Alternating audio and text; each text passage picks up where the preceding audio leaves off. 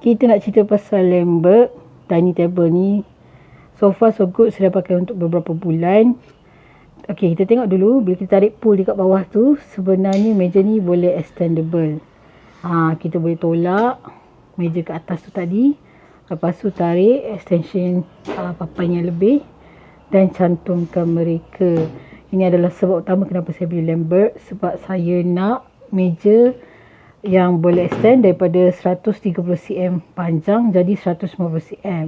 Ini sangat praktikal apabila saya nak menjamu ramai orang. Alatan yang diperlukan untuk pasang kerusi, skru drill, allen key dengan penukar getah. Okey. Sebenarnya nak pasang kerusi ni sangat-sangatlah mudah. Dia tak susah pun. Ikut je instruction. Lepas tu kita pasang kerusi. Tengok ni step by step.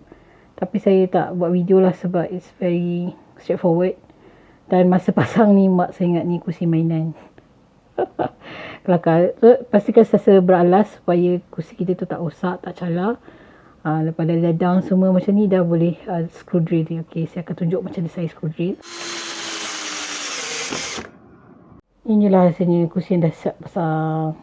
Yang paling susah sebenarnya nak pasang Laneberg punya dining table, memang gila.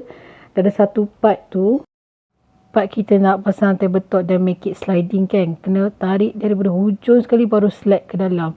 Dan benda yang slider tu plastik tau, dia boleh patah. So kalau kita buat dengan tidak berhati-hati dia akan patah, tapi still berguna. Tapi itulah hati-hati, saya sangat berbaloi.